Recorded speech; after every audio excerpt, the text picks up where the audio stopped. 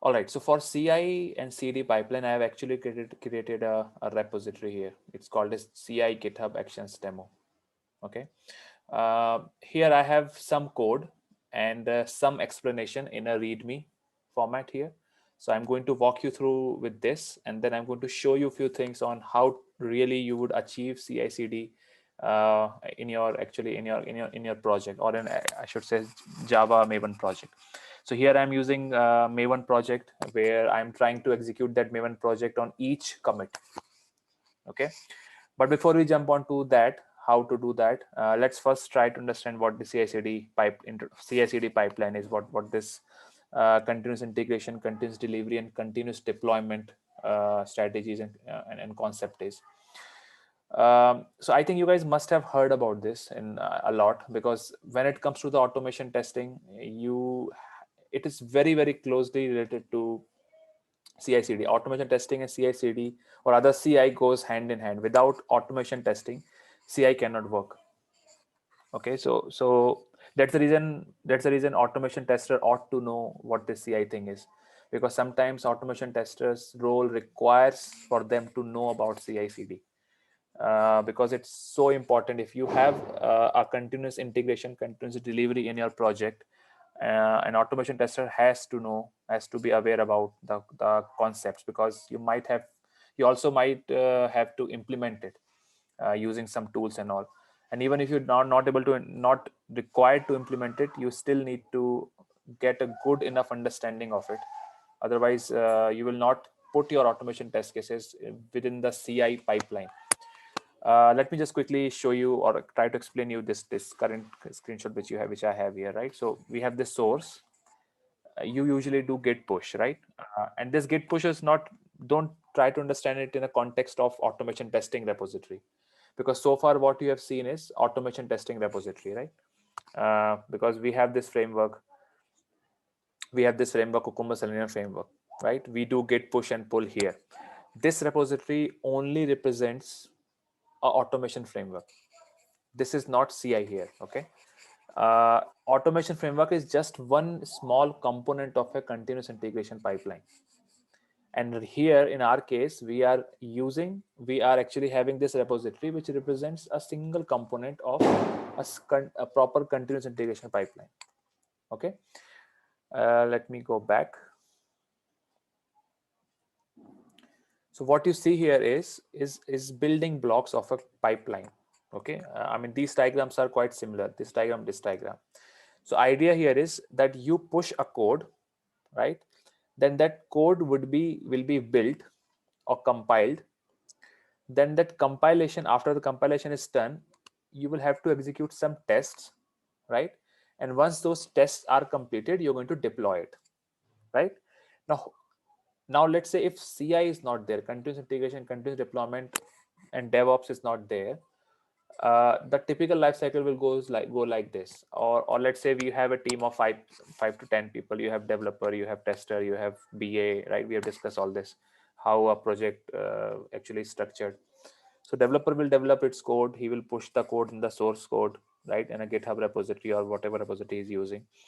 Then he will talk to someone. He'll say, okay, I have done my coding. So the person will come. Okay, the person can be called as configuration manager or a environment manager, something like that. So what he will do, he will pick up the code from there, and he will put it in a repository, or in a server, basically, right? He deploy it. Once the deployment is done, then he will talk to automation tester, that is you. He'll say, okay, I have deployed, can you please run the test cases, right? So you will go and, okay, you will open a machine, you will run the test case, you write Maven clean test, run it, and then the test case will be run. Then test case will be executed for 2-3 hours or whatever time it would take. And then you're going to give another feedback, and you will say, okay, I have done with the testing, and testing is also done. And then after that, then you will again talk to environment manager. You will say, okay, I have done my testing, the product is good, let's deploy it to the production. And the environment manager will go and deploy it in the production environment, right? Now, in all, this is a complete life cycle, right? There's a change from start. The comment came, and I'm only talking about a sprint. I'm only talking about the sprint here.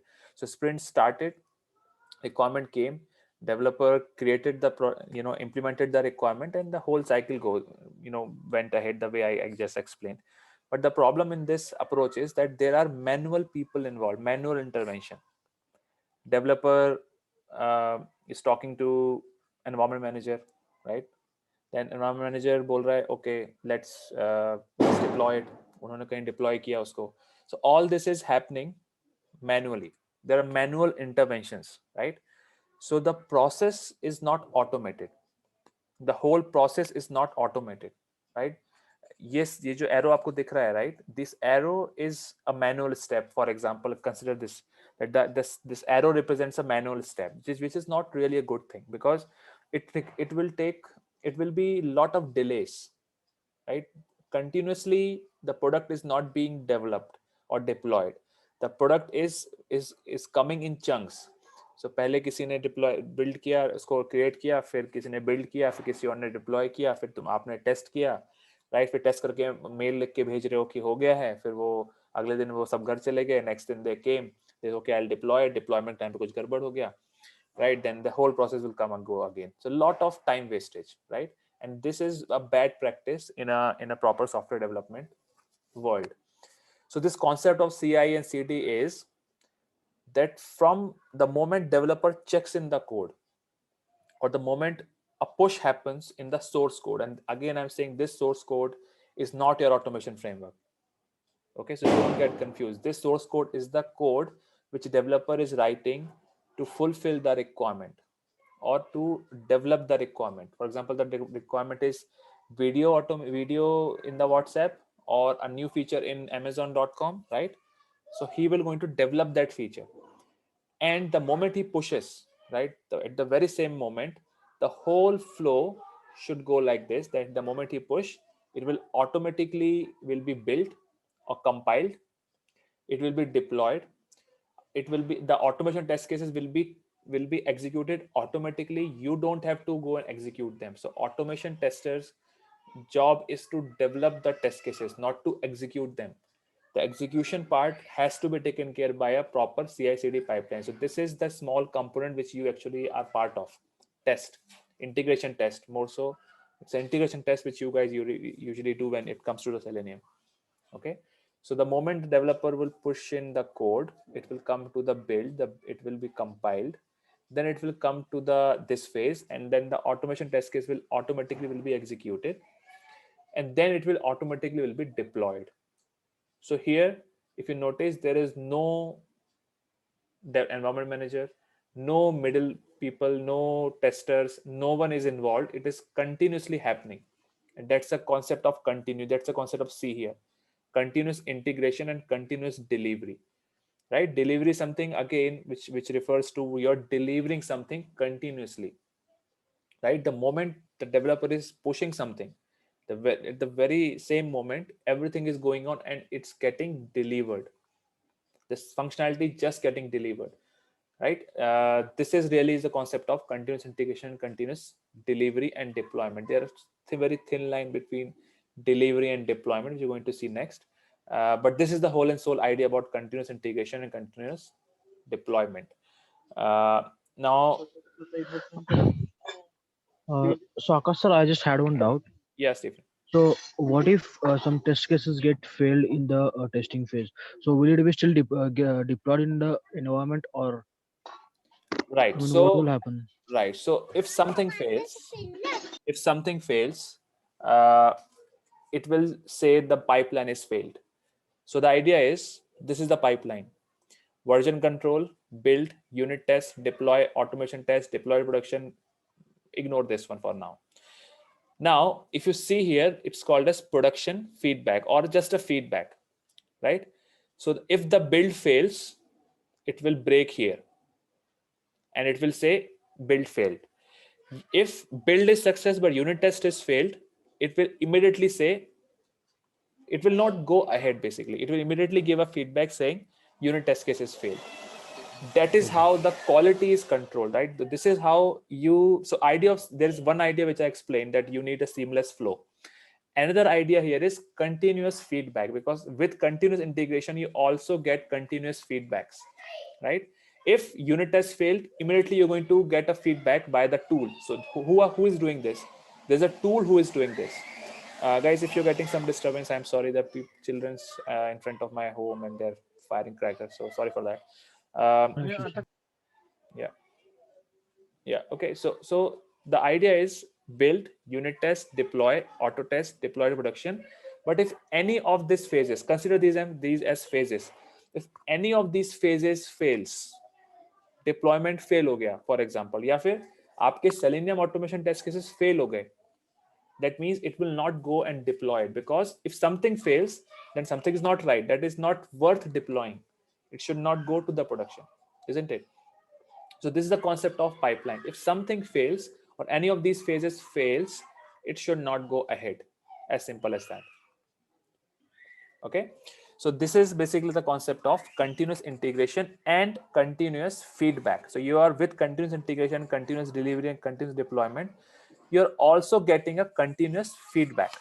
That is what is more relevant here in this context. Okay, if something, any of these phases fails, it's end of story, the whole pipeline fails, and I'll show you in a while about that. Did I answer your question, Stephen? Yes, sir. Yeah, okay. Now, just a view on what is the difference between continuous integration, delivery, and deployment. So, integration is just very simple. Continuous integration is very simple. So you push something, then it's built, then it's tested, and then you merge it. Right? That's all it is. Uh, in continuous integration, you don't deploy anything. It is a continuous cycle where developer keep on adding things. The moment they add things, they go and create a PR called as pull request, which we already discussed, right? And those pull requests are actually tested, and the moment the tests are passed for that pull request, you just merge it, and that's end of story. Nothing happens after that. Okay, so that is a continuous integration cycle. Then we have continuous delivery. So this is something wherein after your continuous integration is done, and then when you want to say, okay, I have done with my changes and all, I want to actually deploy it, right? So then you can trigger the continuous delivery pipeline. Now when I say when you trigger, so sometimes you don't have to trigger, it happens automatically. If let's say and I'll tell you the difference between when this is executed and when this is executed. But continuous in delivery and continuous deployment is quite similar. The idea is in continuous delivery, you don't deploy. It's just the functionality is delivered somewhere, but it's not deployed.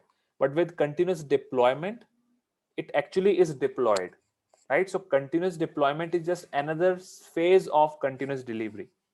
Okay, so the idea is, let's say you have a 2-week sprint, right? So every day the developer will code something, right? He will come and write some code and give some demos and all those things. So every day he does something, he creates a PR, and that actually gets merged, right? So on everyday basis, this continuous integration pipeline actually gets triggered multiple times in a day, right? Now you have this policy of that the end of the sprint, I'm going to deliver it. So end of the sprint, your changes are going to get delivered, right? When that happens, that means the continuous delivery actually is triggered at the end of the sprint. Okay, but that is not always true, because the idea here is the deployment part usually should happen. I mean, if it is a very successful DevOps cycle, very successful DevOps project, what will happen there is, guys, are you getting a lot of disturbance? No, sir. Actually, it's fine. It's fine. Okay, okay, all right. So we have this continuous end-to-end pipeline, and the basic idea of DevOps here is the moment developer push some code in the repository, it should immediately go and deploy to the production. Something like, let's say the Amazon.com or .in site is there, and the developer wishes to say, okay, I want, or he has a requirement, he just got a requirement, and the requirement said you have to have another type of category in specific type of products. For example, you need to have another type of product added. So you see, when you have Amazon.in, you search for a mobile, you see a lot of subcategories where you check boxes with different products and prices and all those things, right? So let's say he has a requirement of immediately putting a checkbox there. right? In a proper DevOps lifecycle, what would happen? He would just push in some code. The moment he pushes in some code, it will build. It will be, there will be some unit tests which are going to get executed. Then you're going to have some automation test cases which are going to get executed. Uh, that means this integration, continuous integration will happen, and then quickly, soon enough, without any manual intervention, it actually going to run more tests, and it's actually going to be delivered into a specific platform or environment where some further test cases is going to get executed, some UAT test cases and all. And then once that is also passed, it's going to get deployed immediately on amazon.in. That is, it's going directly live on amazon.in immediately, quickly. The moment he pushes in, the very next, in next 5 or next half an hour, it's actually going on, next 1 hour maybe, depending on what your life, how much time your life cycle takes, or CD pipeline takes, depending on that. The moment he pushes in, within half an hour or 1 hour, the changes which that developer made goes inside the, or comes inside the live platform. Now, this is a very, very successful DevOps lifecycle. A very mature products are actually able to achieve it. So, for example, the Netflix, right? You all have must have heard about Netflix. Netflix does 3 to 4 deployments per day. They have such a mature DevOps pipeline. The moment they want to make some change, they change it, and immediately it goes to the life cycle. This pipeline flow, CI/CD flow, and it immediately gets deployed. Okay. But there are also other projects which who their CD is like, the moment the developer makes a change, after a month it goes into the production, after going through all the phases, a lot of manual steps involved, etc, etc, right? So that is very bad model. It comes to the DevOps. Now, few industries are so sensitive to this time to market concept that they can't afford to have this kind of uh, you know manual interventions and delays, right? For example, I always give this example. There's a new mobile launch from MI. They're looking for partners. They have, if they have to launch it, they need some modification on the site. They come to Flipkart, they come to amazon.in. Then they will ask how soon you can implement these changes, this change in your website. Amazon said I can do it in half an hour, right? You give me the requirement, I can quickly develop it within a day and it gets deployed.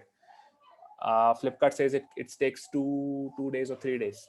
So what do you think? MI will give that assignment or contract to which company? It surely will go to the Amazon, right? Just because they're able to deliver it fast. So it saves money. The point is, saves money. It saves time, and time is money, you know that, right? So the whole, and apart from that, time and money, the quality is also important.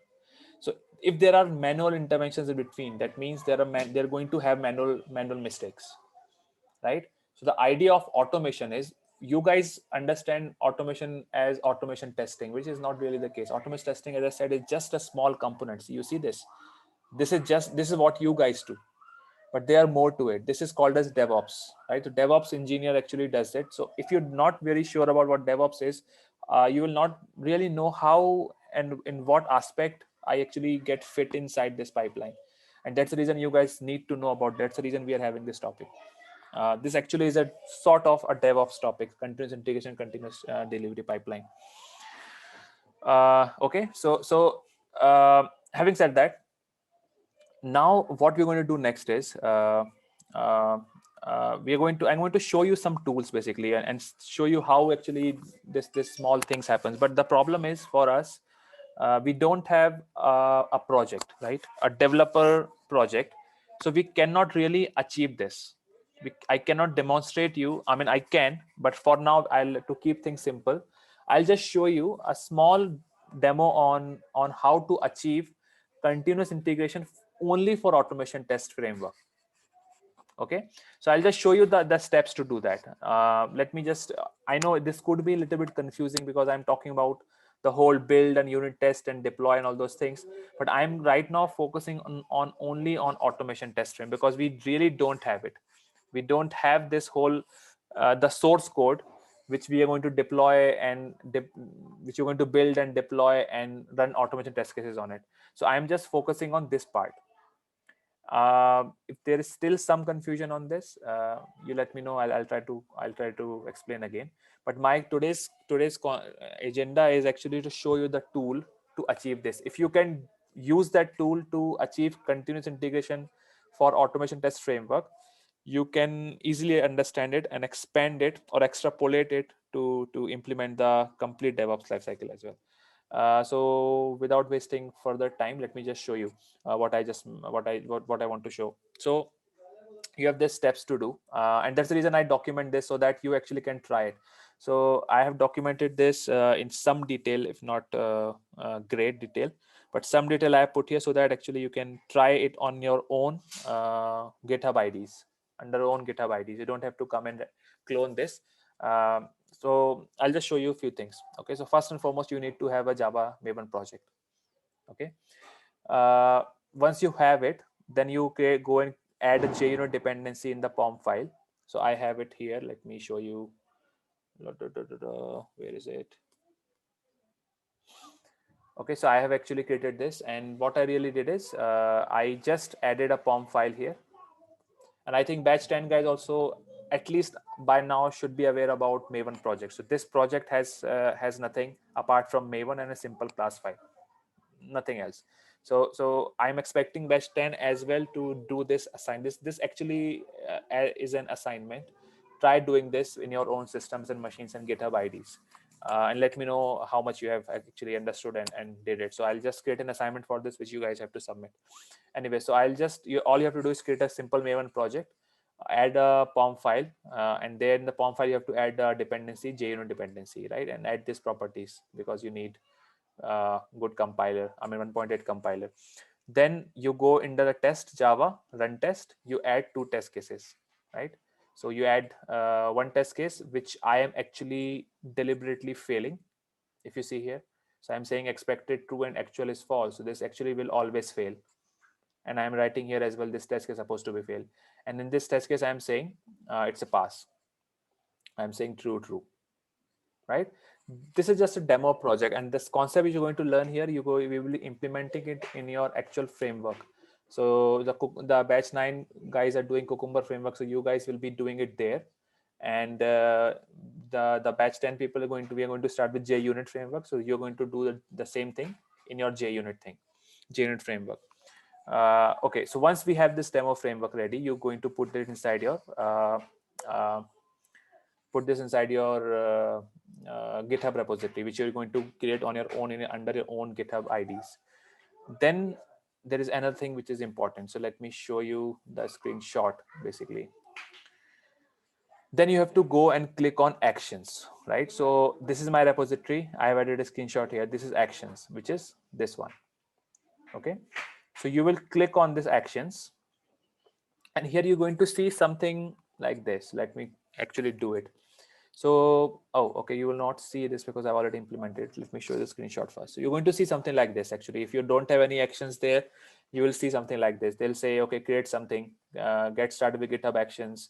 So build, test, deploy your code, make code reviews, and there's some workflow. So what this really is, this is a GitHub offering of to achieve continuous integration, continuous delivery. By the way, if when it comes to the CI/CD pipeline, what first comes in your head is Jenkins, right?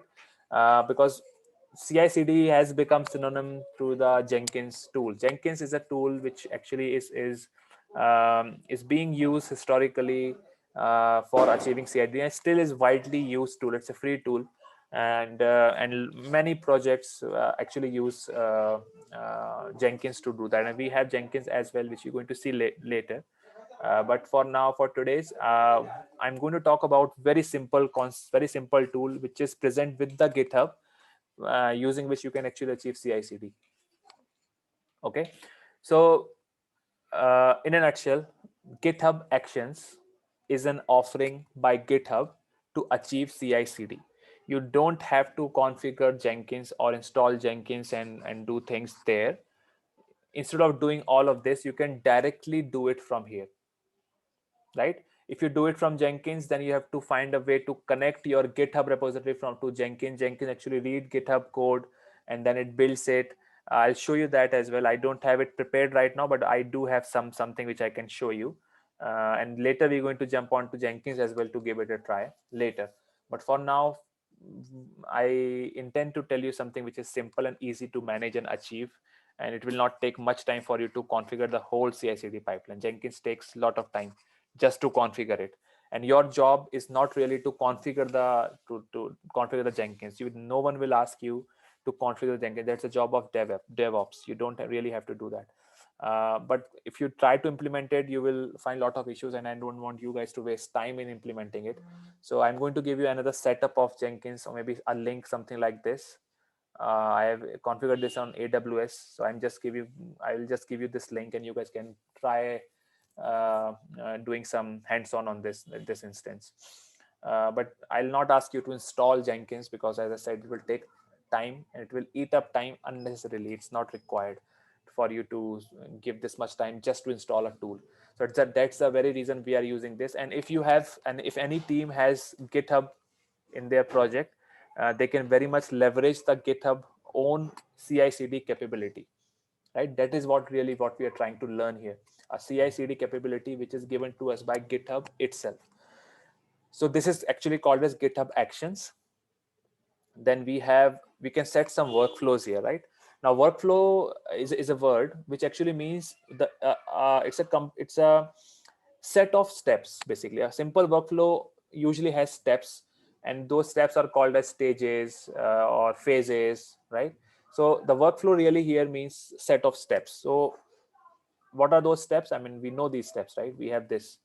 What do you want to do when you want to do CI/CD? So you have some set of steps.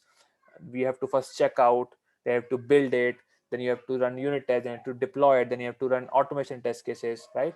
So these are steps, or in the language of GitHub Actions, we'll say they are workflows, right?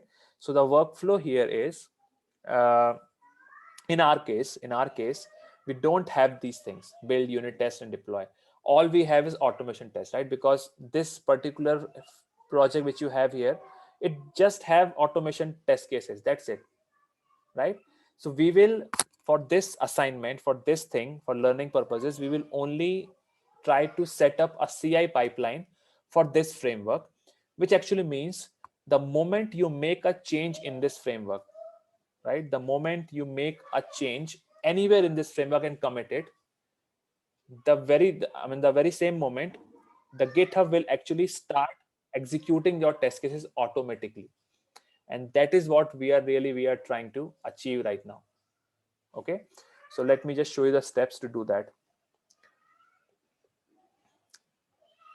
So first you will do this, set up this workflow. You will click this, or you can also click here, and the moment you do that, you will see something like this. That means GitHub Actions will try to create a folder called as .github/workflows/blank.yaml, YML file, and inside this you have these things written there. Okay, so what you have to do is, you have to write, or you have to remove this code from here. Okay, so again I'll tell. So you have to click on setup on workflow yourself. You will see something like this, and then you have to delete all of this from, this is just an editor, online editor. You will delete all of this and you will put this code. I'll explain what this code is in a while. And then you can give any name. I mean, here blank.yaml is there, but you can change it to write maven-build.yaml, because it would make more sense, right? So you will just remove all of this from here, and you simply write maven-build.yaml. Okay, and then you will just put this code there. I've already prepared this for you, so you will just put this code here. Now let me explain what this is. Okay, so this is a workflow. As I said, workflow is a set of steps, and those steps are something like this, right? So I'll say, first and foremost, you're going to give a name here. So what this name is, I'll say Java CI with Maven. So I mean, you can put any name here. This is just the name of the workflow. Then you will say on here means on what circumstances, what is the trigger point, right? Because eventually you want someone to execute your whole, or build your whole project, or run your test case or whatever, right? So this on actually acts as a trigger, right? For any workflow, for any tool, doesn't matter, it's Jenkins, GitHub Actions, Travis, Bamboo, any tool you have, it will always have, you will always have to put some triggers there. Triggers means what would be the circumstances, or what would be the uh, I should say the condition on which it is sensitive, right? The moment that condition appears, it's just an if and else, right? The moment that condition appears, it will start doing something or start executing the workflow. So I am writing here on push branches master, on pull request branches master. This is what I mean when there is a push in the master branch, or there is a pull request for the master branch.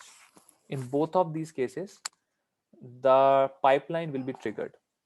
The moment you do a push in the master branch here, or the moment you do a pull request targeting to the master branch, this pipeline will be triggered. If there is not no such trigger happening, nothing would happen. You can keep on adding more code to your different branches and all those things, nothing would happen.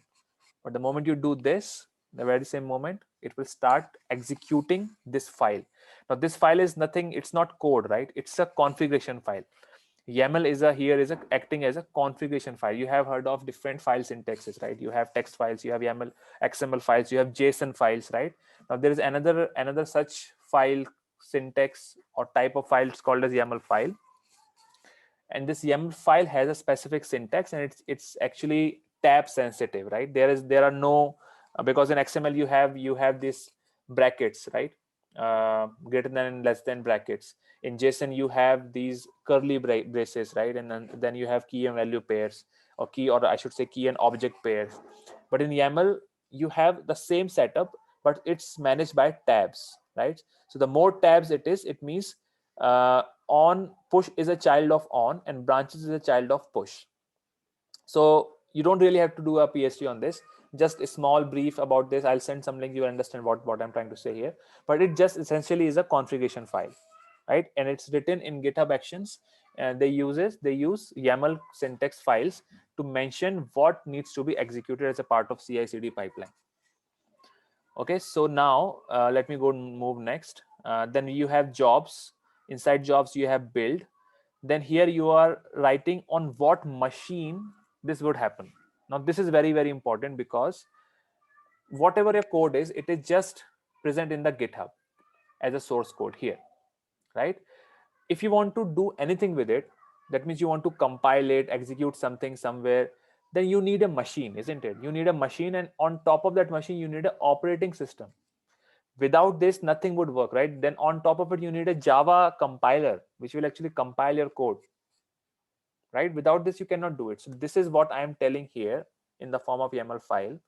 I'm saying that you have the once this is triggered, you have to build it, and you have to run on Ubuntu latest. Now this is how I'm telling the syntax. So I'm telling the GitHub Actions that you have to run it on an Ubuntu machine.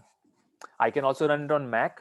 I can also run it on Windows, right? But I'm choosing it to run on Ubuntu because that's what I need, because Ubuntu is a small, it's a very light setup. That's the reason most of the Selenium tests and Java tests, actually you have to use Ubuntu for all the, even the servers which you see here actually are Linux based. Ubuntu is also Linux based operating system, on top of which I am going to run or build my project and then run my test cases, right? Then we have another sort of a plugin part, which is again part of the GitHub Actions. These all things, all of these things can be very confusing in the beginning. Okay, so don't try to understand each and every line. And I mean, what is actions, what is checkout? Don't try to bifurcate it and learn what is at the rate, what is v2. I mean, don't do that. Just see how to achieve this, and the whole overview, overall context of why we are doing this. Don't just try to divide and try to understand what's happening and you're not getting, so you're kind of pissed off about it. So don't do that. I'm just trying to explain you, giving a brief overview of how this is structured. That's all I'm trying to do. Don't mess too much with this. Okay, now again, so Ubuntu latest uses, this means after I have an Ubuntu machine, on that machine I need to first check out, right? Because I need to check out this whole code. Without checking out I cannot build it, right? So I have to check out it. That means I have to clone it. Once the checkout is done, then you need to have a JDK installed, right? Without JDK you cannot do anything, isn't it? So you, because without JDK your Maven also will not work, and we are using Maven to build and run test cases. And here in our case we are actually checking out, then we are building, and then the test cases are getting executed as a part of Maven build cycle, right?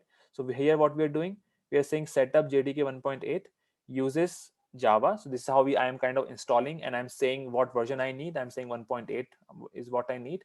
And then this is the last phase or step where I'm saying build with Maven clean install, right?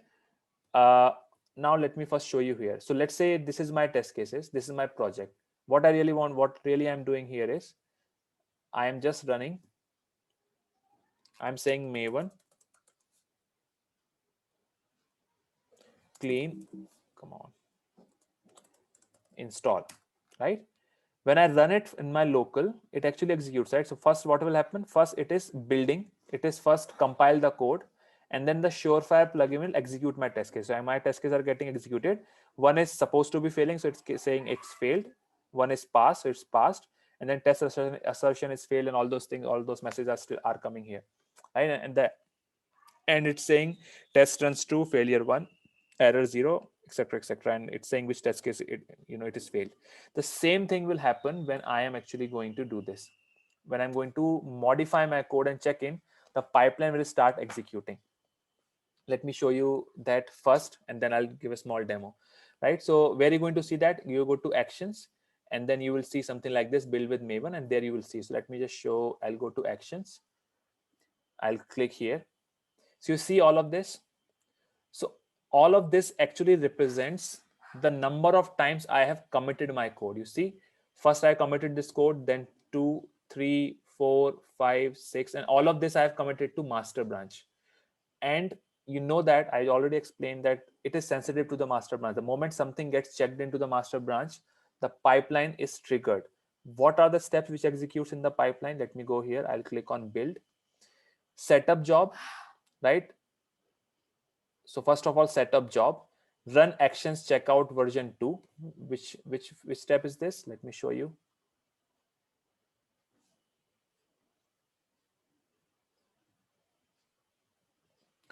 So this is this step, checkout step,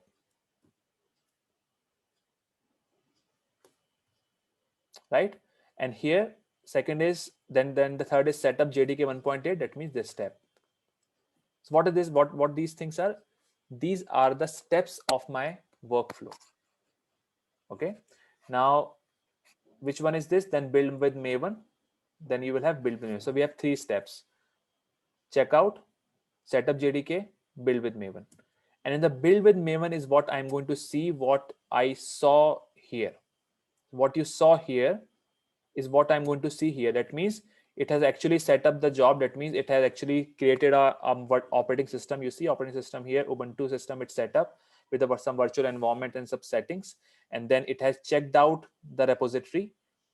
So GitHub is doing it for us. GitHub Action software is doing it for us. I mean, the same thing you can do with the Jenkins, but it would require a machine because Jenkins doesn't work. So here I've set up and on AWS, I have this machine, a Jenkins machine. That means it's a server.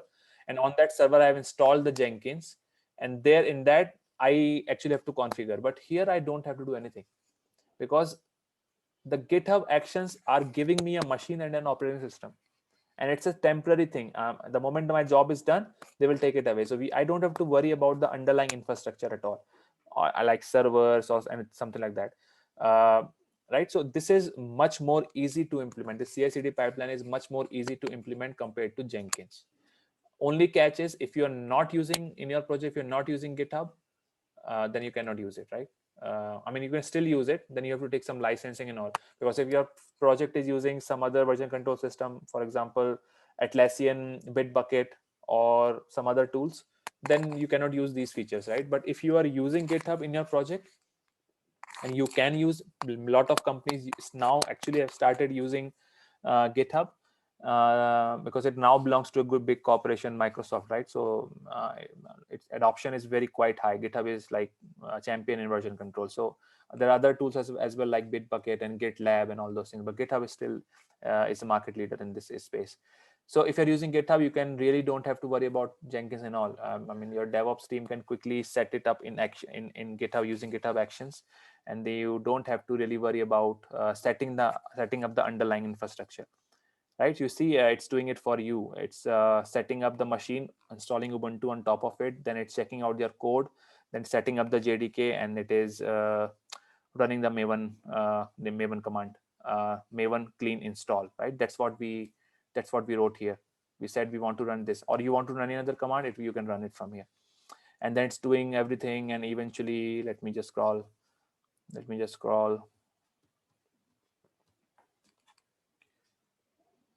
right? The same things you got here. So it actually executed your test cases. You see, it actually executed your test cases. Now these test cases which you have right now is actually dummy temporary test cases. I mean, you can run your Selenium test cases as well using the same technique. You don't have to do anything. I mean, I can show, actually I have implemented this for Cucumber framework, which I actually haven't published, but it's there. You might have seen this. So I have actually put the whole thing here. There are few concept about Sonar token, Sonar cube as well, which I'm going to explain later, not today. But actually, we are doing the same thing here. And if you go to the actions in the Cucumber framework, this is for batch 9, guys. You can go and see here what's happening. Then you go click here, and it actually executes your test cases, right? If I go and if I just quickly go and uh, where is it? Build and analyze, I think, yeah.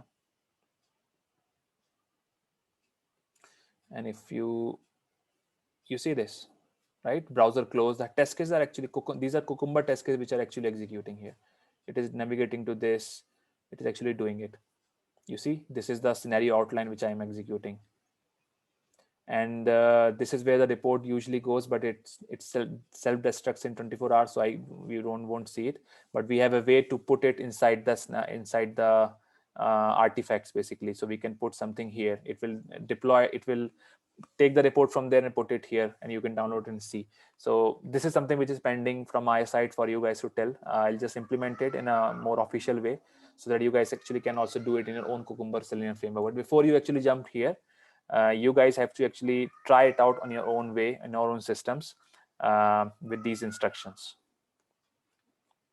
Okay, just one last thing. Let me just show you how this works. So see, I mean, right now nothing is running, right? I'll just say, okay, I'm going to add on one more test cases. And this test case, again, let's say I want to fail this. Failed. Okay, and then I'll say false, failed, failed. And then I'll say I want to commit this, right? So I'll say added new test case. Now, if you go and see here in the actions, you see nothing will be actually running, right? The moment I say commit and push, and I'm actually committing to the master branch, isn't it? I am right now on a master branch. So I'm committing to the master branch. That means it is sensitive to the master branch, right? So the moment I do this, it will sense it. It will start the execution. The pipeline will be triggered automatically. You see, added new test case. Immediately it has started 10 seconds ago. It's queued and it will start running. So I can come here and see. So first it is setting up the machine. Now it will check out and it will then start running the commands. And you will see it here, the bottom. These all are Maven steps. Actually, oh, yeah, okay, it's done actually. So its test cases are failed.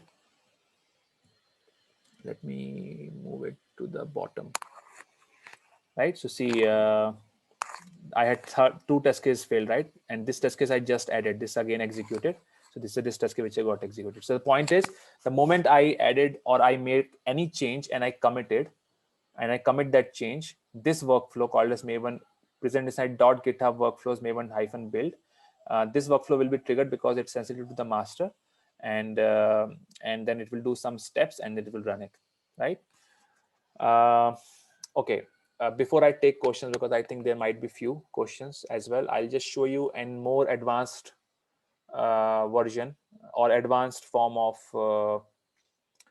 uh, pipeline. Let me just maybe show you this one. So this is an actual project where if you go here, if you go inside this, and if you say cd AWS deploy, this is how a proper full-fledged pipeline looks like. Okay, so here if it is again, this runs on Ubuntu latest, you will check out, then you will set up some Docker thing because it's Docker based. Then you are running the Docker build, all those things, then you're doing something, then you're configuring the AWS, then you're doing something about AWS, then you're deploying it, and the once deployment is done, then you are running the automation suite you see here. uh, so this is a full-fledged continuous delivery wherein the moment you make some change in the source code, it will first deploy that source code, and then it will run the automation test cases. And this is the tiny area where you guys are relevant, or the presence of you guys are actually makes sense. You guys are responsible for doing this step, right? uh, Unfortunately we cannot simulate this, right? Because we are using an Amazon.in website. We don't have the developer access to, we are not developing it. So we are actually implementing it inside our own frameworks, right? So we are trying to do it here because the concept all more or less remains the same. The moment you pushes in your code, the pipeline triggers. This is what we want to learn. So even if you don't, guys, give me a minute.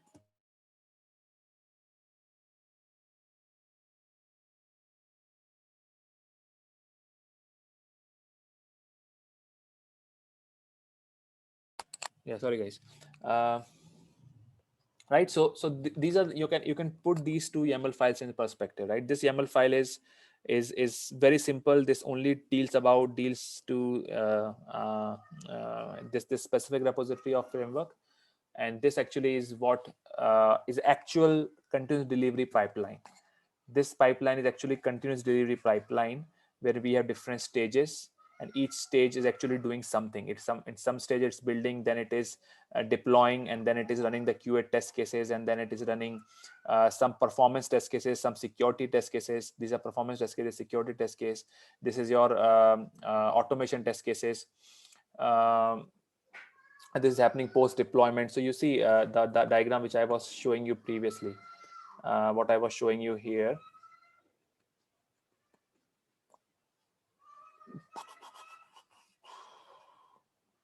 which I was showing you guys here, right? So these are what you see here is actually these steps. What you see here is version control, build, unit test, deploy, auto test, deployment, deploy to production. What you see here in blocks is actually this. So here these steps are for deployment. You see, I'm deploying to Amazon ECS deploy. This is about building. So right now I'm building it. So if you see, compare this here, sorry, this is the build process. Then unit test actually is executing part as a part of Maven lifecycle. So these two steps are actually merged into single step here. Okay, and then we are actually deploying it. You don't have to fret about what this whole thing is. I'm just showing you guys so that you understand what this continuous delivery pipeline is. You guys will not have to do this, but if it's shown to you, it should make sense to you. This is what I really want from today's session. If this is displayed to you, if someone shows you this, or even the Jenkins pipelines has similar look, that also looks the same. It's not YAML file, uh, or I think it's YAML file. It's a different declarative way of writing, but more or less it is actually the same thing, where we have different stage. There we have pipeline or workflows. So in GitHub you say workflows, in Jenkins you say pipeline. That's the only difference. So this is a workflow in GitHub Actions. The same thing you will see, something similar to this you will see in the Jenkins, and you'll call it as a pipeline. Okay, again, I don't want to go here today. It will be too much for today, so let's not go here. This is for some another time, but later we'll try to use this as well, so that, because in many projects which you might go and they will ask you about Jenkins and all. So we'll have to have some understanding of this as well. But if you understand this, it's piece of cake. Jenkins will be very simple for you to understand if you understand what I'm talking here, or when if you implement this properly. uh, all right, guys, this brings me to the end of what I wanted to talk about. Now I'll open the floor for questions for you guys. If you want to ask, now's the time. So I'll give you 30 seconds, 1 minute for you to compile your questions and ask. I'm waiting.